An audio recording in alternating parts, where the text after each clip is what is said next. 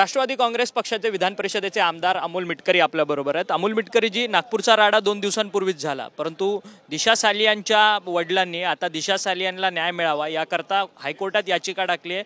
आदित्य ठाकरे आणि त्यांची गँग अर्थात त्यांचे मित्र यांनी माझ्या मुलीची हत्या केली, तिच्याबरोबर बलात्कार सुद्धा केला अशा पद्धतीचा आरोप ठेवून ही संपूर्ण याचिका जी आहे ती कोर्टात केलेली आहे आणि आता आदित्य ठाकरे हे आरोपींच्या भूमिकेत आहेत।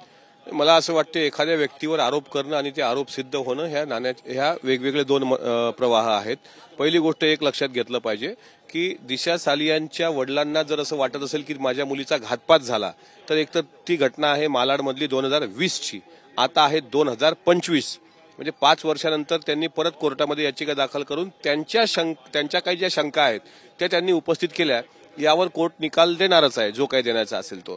पण एक गोष्ट लक्षात घ्या की अचानक पद्धतीने हे प्रकरण का पुढे आणलं गेलं किंवा कसं येतंय हे सुद्धा बघितलं पाहिजे।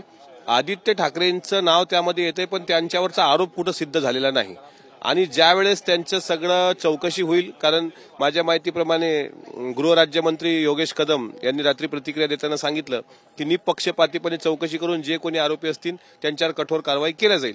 बस तसं होईल। आता याचिका दाखल करण्याचा अधिकार तिच्या वडिलाला आहे, पण 5 वर्षानंतर ही याचिका अचानक दाखल का केली गेली हा सुद्धा संशोधनाचा विषय आहे। याच्यामध्ये काही राजकीय हेतू पुरस्कृत ही याचिका आहे का असा प्रश्न या निमित्ताने उपस्थित होतोय, कारण की नागपूरची हिंसा असेल, दुसरीकडे अधिवेशन सुरू आहे, दुसरा आठवडा आहे, शेतकऱ्यांचे अनेक मुद्दे या अधिवेशनात येणं गरजेचं आहे, परंतु या अधिवेशनात औरंगजेबाची कबर, दिशा सालियान आता आजपासून हे असे नवीन मुद्दे बाहेर येतात। एक या गोष्टीला बरेच अँगल आहेत, बरेच की हे आताच प्रकरण कसं आलं, आता ते कोणी आणलं, काय आणलं, त्याच्या मागे काही राजकीय उद्देश असू शकतो का, आता हा जरतरचा प्रश्न आहे। पण मूळ मुद्दे जे आहेत ते शेतकऱ्याचे आहेत, हे तुम्ही म्हणता त्या मताशी मी पूर्णपणे सहमत आहे। तिसरा आठवडा सुरू झालेला आहे, अजूनही शेतकऱ्यांच्या प्रश्नावर पाहिजे तशा प्रमाणात चर्चा झाली नाही। 260चा प्रस्ताव काल प्रवीण दरेकर साहेबांच्या वरच्या सभागृहात मांडला जात असताना, विशेषतः विदर्भाच्या मुद्द्यावर चर्चा होत असताना सभागृहामध्ये मोजके 2-3 लोकच उपस्थित होते। म्हणजे हे महाराष्ट्राच्या सदनाचं दुर्दैव म्हणायचं का?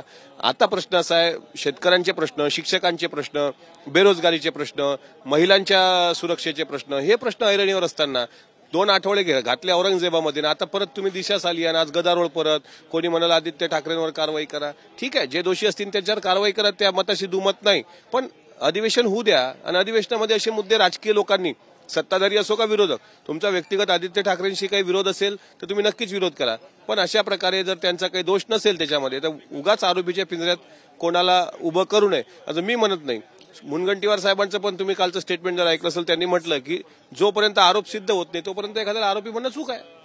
तर पण नागपूरच्या दंगलीच्या संदर्भात हेतुपुरस्पर ही दंगल होती, ही संपूर्ण सुनियोजित कटाचा भाग होता, असं असताना नागपूर जी राज्याची उपराजधानी आहे, जिथून मुख्यमंत्री येतात आणि त्या नागपूरमध्ये अशा दंगली घडतात, ह्याचा संपूर्ण विषय डायव्हर्जन करण्याकरता हे सगळे विषय आलेत का? हो, हे विषय जे आलेत, औरंगजेबाच्या संदर्भातला जो काही मुद्दा होता तो मुद्दा काल विश्व हिंदू परिषदेच्या आणि बजरंग दलच्या भूमिकेच्या नंतर ज्या पद्धतीनं RSSनी त्यांची कान उघडणी केली त्यावेळेस हे प्रकरण थांबत नाही तर दुसरं दिशा सालियान प्रकरण आलं। काय होतं की याच्यामध्ये सरकारची प्रतिमा वेगळी होते, मग विरोधक थेट आगपाखळ करतात की मूळ मुद्द्याला तुम्ही बगल देताय आणि ते होणं साहजिक आहे।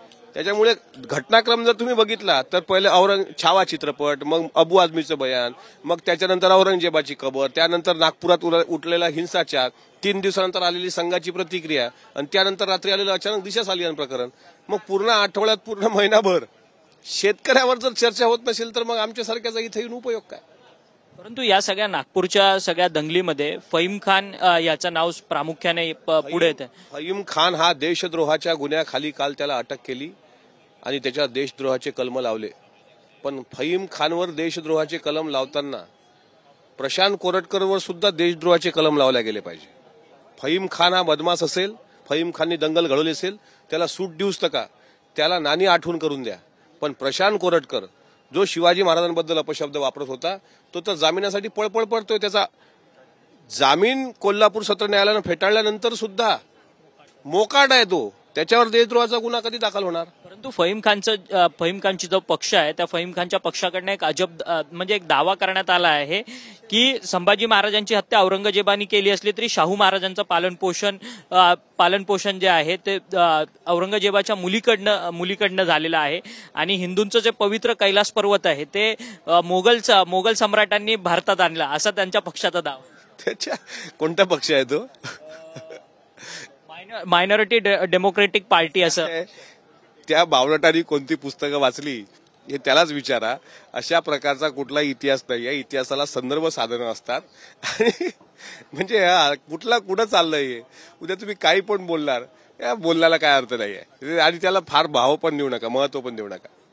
धन्यवाद, तुम्ही आमच्याशी बातचीत केली. अमोल मिटकरी होते. खरं तर दिशा सालियान प्रकरणामध्ये अत्यंत महत्वाचा दावा त्यांनी केला आहे की खरं तर 4 ते 5 वर्ष दिशा सालियानचे वडील नक्की नेमके कुठे होते. सभागृहाचा दुसरा आठवडा सुरू आहे आणि या सभागृहाच्या दुसऱ्या आठवड्यात शेतकऱ्यांच्या मुद्द्यांच्या संदर्भात कोणतीच चर्चा घडवली जात नाही आहे आणि सातत्यानं शेतकऱ्यांचा विषय असेल, मूळ प्रश्न असतील, बेरोजगारी, महागाई, त्या सगळ्या विषयांवरतून कुठून तरी वेगळ्या विषयांवरती भरकटवलं जातं हे सभागृह, असा थेट आरोप जो आहे तो आमदार अमोल मिटकरी यांनी आपल्याशी बोलताना व्यक्त केला. व्हिडिओ जर्नलिस्ट संतोष कदमसह अक्षय मंकणी, टीव्ही मराठी, मुंबई.